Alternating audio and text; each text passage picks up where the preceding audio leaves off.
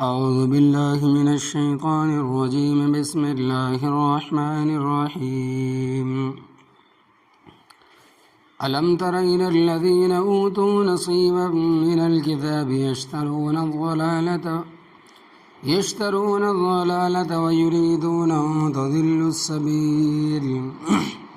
والله أعلم بأعدائكم وكفى بالله وليا وكفى بالله نصيرا من الذين هادوا يحرفون الكلم عن مواضعه ويقولون سمعنا وعصينا واسمع غير مسمع وراعنا ليا بألسنتهم وطعنا في الدين ولو أنهم قالوا سمعنا وأطعنا واسمع وانظرنا لكان خيرا لهم وأقوم ولكن لعنهم الله بكفرهم فلا يؤمنون إلا قليلا يا أيها الذين أوتوا الكتاب آمنوا بما نزلنا مصدقا لما معكم من قبل أن نطمس وجوها فنردها على أدبارها أو نلعنهم كما لعنا أصحاب السبت وكان أمر الله مفعولا. پارے 5 سورہ النساء آیت نمبر 44 تا 47 لفظی ترجمہ. علم تر کیا نہ دیکھا آپ نے الی الذین ان لوگوں کی طرف اوتو جن کو دیا گیا نصیباً ایک حصہ من الکتابی کتاب سے یشترون الضلالۃ خریدتے ہیں وہ گمراہی ویریدون اور ارادہ کرتے ہیں ان اس بات کا کہ تضلوا تم بھی بہک جاؤ السبیل راستے سے واللہ اور اللہ تبارک و تعالی عالم خوب جانتا ہے باعدائکم تمہارے دشمنوں کو وکفی باللہ ولیاً اور اللہ تبارک و تعالی کافی ہے حمایت کرنے والا یعنی کہ مدد کرنے والا وکفی باللہ نصیرا اور کافی ہے اللہ تبارک و تعالی مدد کرنے والا من الذین ان لوگوں سے ہادو جو یہودی ہے یحرفون تحریف کرتے ہیں بدلتے ہیں الکلمہ کلمات کو ام مواضعہ ان کی جگہوں سے ویقولون اور کہتے ہیں کہ سمعنا ہم نے سن لیا وعصینا اور ہم نے نافرمانی کی واسمع اور تو سن غیر مسمع اور تو نہ سنایا جائے ورائنا اور رائنا کہتے ہیں لین دبا کر پھیر کر بِأَلْسِنَتِهِمْ اپنی زبانوں کو وطعام الذین اور عیب نکالتے ہیں دین میں ولو انہم اور اگر بے شک وہ قالو کہتے ہیں سمعنا ہم نے سن لیا واطعنا اور ہم نے اطاعت کی واسمع اور تو سن وانظرنا اور نظر شفقت ہم پر فرما لکان خیر لہم تو یہ چیز ان کے لیے بہتر ہوتی واقوم اور بہت درست ہوتی.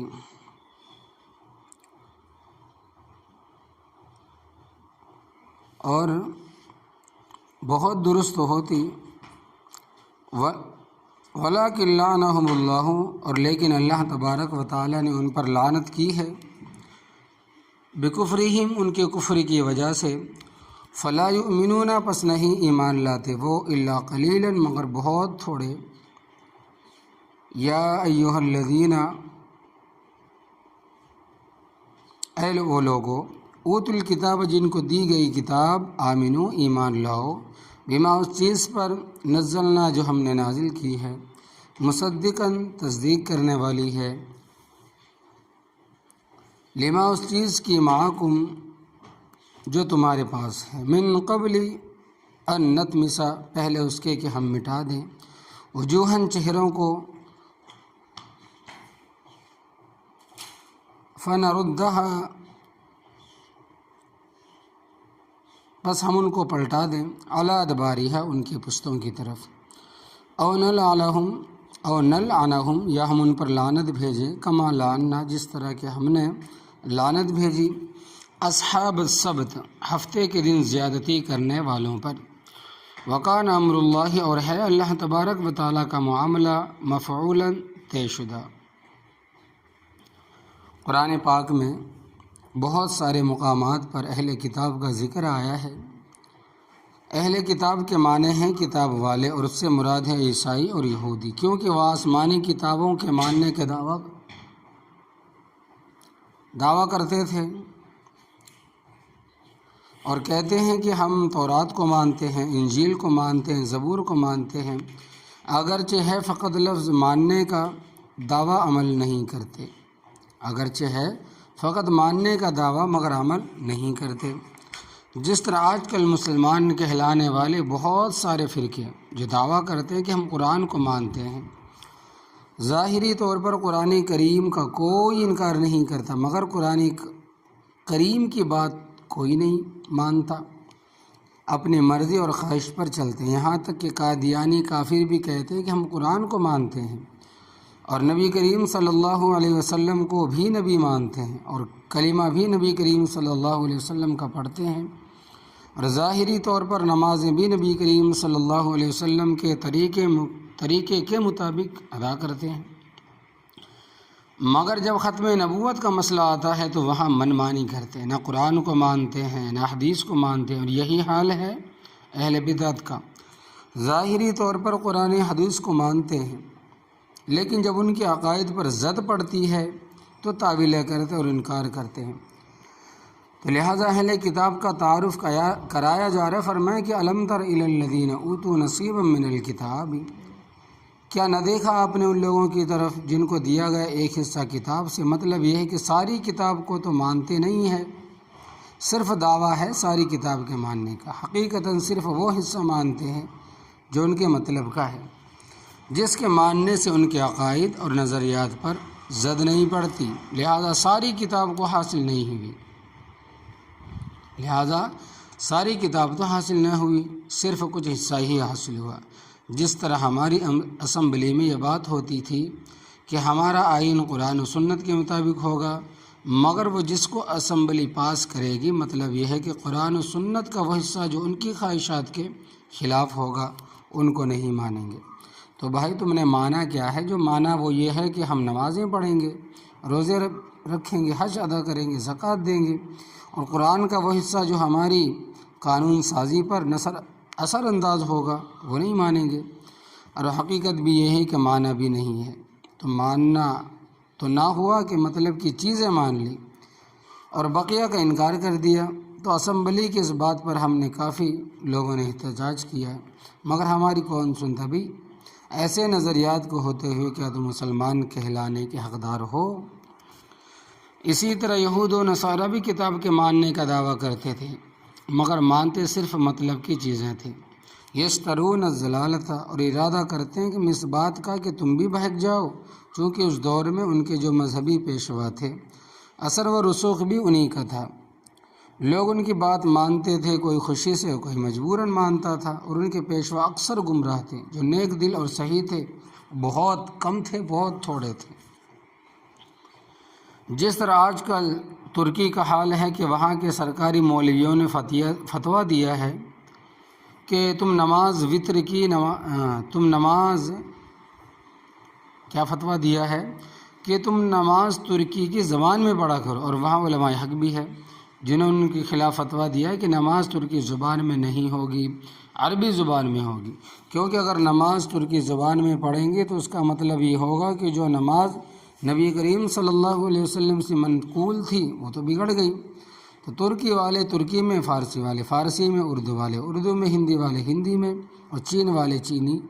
زبان میں پڑھیں، پھر نماز تو نماز نہ رہی اور یہ بے دینی ہو رہی ہے، اور اس کے مطابق مولوی بھی مل جاتے ہیں، اور اب بھی یہ کام بڑے زوروں پر ہے۔ تو فرمایا کہ خود تو گمراہ ہوئے، وَيُرِيدُونَ أَن تَضِلُّوا السَّبِيلَ، اور چاہتے ہیں کہ تم بھی سیدھے راستے سے بہک جاؤ۔ وَاللَّهُ أَعْلَمُ بِأَعْدَائِكُمْ، اور اللہ تبارک و تعالیٰ خوب جانتا ہے تمہارے دشمنوں کو، چاہے وہ کھلے دشمن ہو یا خفیہ دشمن ہو، تمہارے اندر رہنے والے ہو یا باہر کے ہوں۔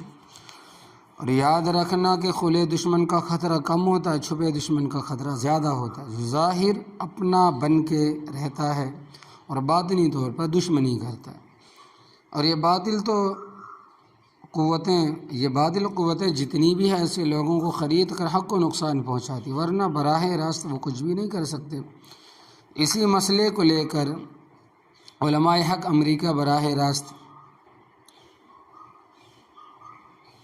راست فتویٰ دیتا کہ تم ترکی کی زبان میں نماز پڑھو، تو کس نے تسلیم کرنا تھا؟ بلکہ ترکی ہی سے مولوی کھڑے کیے اور انہوں نے فتویٰ دیا کہ نماز ترکی زبان میں جائز ہے۔ تو مشہور حکایت ہے کہ لوہے اور لکڑی کا آپس میں مناظرہ ہوا۔ لوہے نے کہا کہ میں مضبوط اور طاقتور ہوں، لکڑی نے کہا کہ میں مضبوط اور طاقتور ہوں۔ لوہے نے کہا کہ میں تمام چیزوں کو کاٹ دیتا ہوں، یہاں تک کہ لکڑی کو بھی کاٹ دیتا ہوں۔ لکڑی نے کہا کہ بے شک تو مضبوط اور طاقتور ہے، مگر میرے بغیر کچھ بھی نہیں کر سکتا۔ مثلاً دیکھو کلاڑی کتنی موٹی اور تیز ہوتی ہے، مگر جب تک لکڑی کا دستہ نہیں پڑے گا لکڑی کو کاٹ نہیں سکتی۔ اسی طرح علماء سو اور پیٹ پرست پیر اور خود غرض لیڈر کفر کی کلاڑی کے دستے ہیں اور اسلام کے درخت کو کاٹنے کے در پہ ہیں۔ لیکن اگر تم صحیح معنوں میں مسلمان ہو تو تمہارا کچھ نہیں بگاڑ سکتے۔ وکفیٰ باللہ ولیہ، اور اللہ تبارک و تعالیٰ کافی ہے حمایت کرنے والا۔ وکفیٰ باللہ نصیرہ، اور کافی ہے اللہ تبارک و تعالیٰ مدد کرنے والا۔ اسلام کبھی دنیا سے مٹ نہیں سکتا، چاہے کافر سر دھڑ کی بازی لگا دے اور طاغوتی طاقتیں جتنی مرضی زور لگا لیں۔ من الذین ہادوا، ان لوگوں سے جو یہودی ہے، یحرفون الکلمہ، تحریف کرتے ہیں، بدلتے ہیں کلمات کو، اب مواضعہ، ان کی جگہوں سے۔ یہ بدلنا اور تحریف کرنا لفظی بھی ہے اور معنوی بھی، ہیر پھیر کرتے تھے۔ تحریر لفظی کی مثال تو آگے آ رہی ہے، اور معنوی تحریف اس طرح کرتے تھے کہ مثال کے طور پر نبی کریم صلی اللہ علیہ وسلم کی جو نشانیاں ان کی کتابوں میں مذکور تھے، ان کے متعلق کہتے کہ نشانیاں تو ہے مگر وہ اس پیغمبر پر صادق نہیں آئی۔ آپ صلی اللہ علیہ وسلم کی بجائے دوسروں پر چسپاں کر دیتے۔ تو جو ذات ان نشانیوں کی مصداق ہے اس سے پھیر کر دوسری طرف فٹ کر دینا، تو یہی تحریف ہے۔ وَيَقُولُونَ سَمِعْنَا وَعَصَيْنَا، اور کہتے ہیں کہ ہم نے سن لیا اور ہم نے نافرمانی کی۔ یہ لوگ جب نبی کریم صلی اللہ علیہ وسلم کی مجلس میں بیٹھتے تو نبی کریم صلی اللہ علیہ وسلم ان کو حوالہ دیتے کہ تمہاری تورات اور انجیل میں میری بشارت موجود ہے۔ اللہ تبارک و تعالیٰ قرآن پاک میں فرماتے ہیں کہ الذی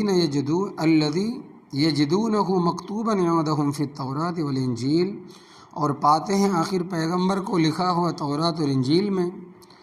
تو جب نبی کریم صلی اللہ علیہ وسلم ان کو حوالہ دیتے تو کہتے کہ ہم نے یہ بات سن لی ہے، اور آہستہ سے کہہ دیتے کہ مانیں گے نہیں۔ اور بعض تفسیروں میں لکھا ہے کہ کھلے طور پر کہتے تھے کہ یہ پیشن گوئیاں ہماری کتابوں میں موجود ہے مگر ہم ان کو نہیں مانتے، اور کہتے کہ واسمع غیر مسمع، اور تو سن نہ سنایا جائے۔ اس جملے کا اچھا مطلب بھی بن سکتا تھا اور برا بھی۔ اچھا مطلب تو یہ ہے کہ آپ ہماری بات سنیں اور آپ صلی اللہ علیہ وسلم کو اپنی مرضی کے خلاف کوئی بات نہ سنائی جائے، یہ نہیں کہ بری بات تیرے کان میں نہ آئے اور برا مطلب کو تو سن اور نہ سنایا جائے کہ بہرا ہو جائے، تیرے کان کام کے نہ رہے۔ تو جو اچھے لوگ تھے وہ پہلا معنی مراد لیتے تھے اور یہودی دوسرا معنی مراد لیتے تھے کہ وراعنا لیم بألسنتہم، اور رائنا کہتے ہیں کہ دبا کر اپنی زبان کو۔ راعنا کا لفظ رعایت سے ہو سکتا ہے، معنی کے پاس عزت کرنا، لحاظ کرنا۔ رعایت اور مراعات بڑے مشہور لفظ ہے، ہماری زبان میں بھی بولے جاتے، چنانچہ کہا جاتا ہے کہ مجھے رعایت دو، یہ بڑی رعایتی چیز ہے۔ صحابہ رضی اللہ تعالیٰ عنہ جب رائنا کا لفظ بولتے تو ان کی مراد یہ ہوتی تھی کہ حضرت ہماری رعایت کرو، کیونکہ ہم میں شہری لوگ بھی ہیں، دیہاتی لوگ بھی ہیں، پڑھے لکھے بھی ہیں، ان پڑھ بھی ہیں، ذہین بھی ہے، درمیانے درجے کے لوگ بھی ہیں، غبی بھی ہے۔ حضرت بیان اس انداز میں سے ہو کہ ہم سارے سمجھ جائیں، کیونکہ بعض باریک اور دقیق چیزیں سارے نہیں سمجھ سکتے۔ اور یہودی یہ جملہ زبان دبا کر بولتے تھے کہ جیسے یا پیدا ہو جاتی تھی کہ رائین بن جاتا تھا، تو یہ رعونت سے ہو جاتا تھا۔ رعونت کے معنی ہے تکبر، جیسا کہ کہا جاتا ہے کہ فلاں میں بڑی رعونت ہے، یعنی تکبر ہے، تو تھوڑا سا دبا کر بولنے سے لفظ بدل جاتا تو معنی بھی بدل جاتا، کیونکہ زبر اور زیر سے بڑا فرق پڑ جاتا۔ مثلا بکری اور چیز ہے اور بکری اور چیز ہے، اسی طرح اچھ اور چیز ہے اور اچھ اور چیز ہے، اسی طرح اس کے معنی احمق اور چرواہے کے بھی ہوتے ہیں، اور یہودی یہی مراد لیتے ہیں۔ معاذ اللہ تعالی، اللہ تبارک و تعالیٰ نے اس لفظ پر پابندی لگا دی، جیسا کہ پہلے پارے میں بیان ہو چکا ہے کہ لا تقولوا رائنا وقولوا انظرنا، کہ اے مسلمانوں رائنا نہ کہو، انظرنا کہو، کہ حضرت ہم پر نظر شفقت فرماؤ۔ اس سے معلوم ہوا کہ جائز چیز سے بھی باطل غلط فائدہ اٹھاتے تو وہ چیز ممنوع بھی ہے، کیونکہ فی نفسہ رائنا کا لفظ برا نہیں تھا اور کہنے والوں کی نیت بھی صحیح ہوتی تھی، مگر یہودی خباثت کرتے تھے، اس لیے منع کر دیا۔ اور یہودیوں کی عادت تھی کہ وہ اپنی خباثت کا اظہار کرتے رہتے تھے، چنانچہ نبی کریم صلی اللہ علیہ وسلم کی مجلس میں آتے تو کہتے السلام علیکم، اور سام کے معنی ہے موت، درمیان سے لام کو کھا جاتے۔ اسی طرح ایک دفعہ ایک یہودی آیا، نبی کریم صلی اللہ علیہ وسلم اپنے حجرہ مبارک میں تشریف فرما تھے، دروازے پر کھڑے ہو کر اس نے کہا کہ السلام علیکم۔ حضرت عائشہ رضی اللہ تعالیٰ عنہ نے یہ لفظ سن کر کہا کہ علیک السلام واللعنہ، تیرے اوپر موت اور لعنت پڑے۔ خیر یہودی آیا اور نبی کریم صلی اللہ علیہ وسلم سے گفتگو کر کے چلا گیا۔ بعد میں حضرت صلی اللہ علیہ وسلم نے حضرت عائشہ صدیقہ رضی اللہ تعالیٰ عنہ سے فرمایا کہ آج تو بڑی گرم تھی۔ کہنے لگی کہ حضرت علم تسمع ما قال، آپ نے وہ لفظ نہیں سنے جو اس نے کہے۔ نبی کریم صلی اللہ علیہ وسلم نے فرمایا کہ علم تسمعی ما قلت، تو نے نہیں سنا جو میں نے اس کو جواب دیا۔ فرمایا کہ اس نے کہا کہ السلام علیکہ، میں نے جواب میں کہا کہ علیکہ، تو جو کہتا ہے وہ تیرے اوپر پڑے، مزید کچھ کہنے کی ضرورت ہے ہی نہیں۔ شرافت بھی برقرار اور جواب بھی اس کو مل گیا۔ اور کچھ خبیث ایسے بھی تھے کہ آ کر کہتے تھے کہ السلام علیکم، السلام علیکم سین کے کسرے کے ساتھ اس کے معنی ہے کہ تجھ پر چٹان گرے، اور اگر جمع کی ضمیر ہو تو معنی بنے گا کہ تم پر چٹان گرے۔ تو اس طرح کی خباثتیں کرتے تھے اور اپنے دل کی بھڑاس نکالتے تھے۔ وطعنا فی الدین، اور عیب نکالتے ہیں دین میں۔ حضرت سلمان فارسی رضی اللہ تعالیٰ عنہ فرماتے ہیں کہ مجھے یہودیوں نے بٹھا لیا اور کہنے لگے کہ تیرا نبی کیسا ہے، تمہیں بتاتا ہے کہ پیشاب اس طرح کرو، پخانہ اس طرح کرو، یہ دین ہے، یہ تعلیم دینے کے لیے آیا ہے۔ تو حضرت سلمان فارسی رضی اللہ تعالیٰ عنہ معمر صحابی تھے، انہوں نے 250 سال عمر پائی ہے، اور صحت مند بھی اس طرح تھے کہ دیکھنے والا کہتا کہ 60-70 سال عمر ہوگی،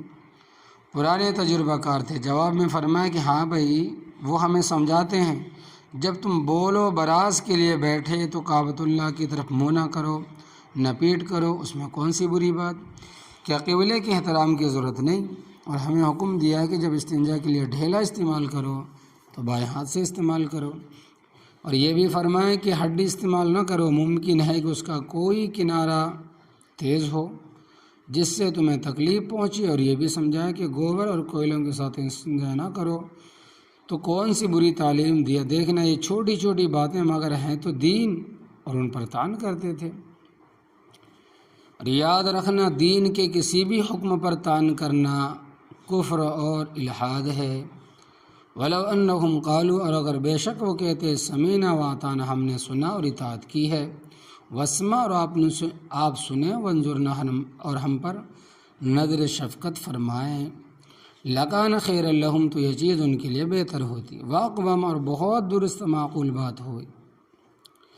وَلَكِنْ لَعَنَهُمُ اللَّهُ، اور لیکن اللہ تبارک و تعالیٰ نے ان پر لعنت کی ہے، بِكُفْرِهِمْ، ان کے کفر کی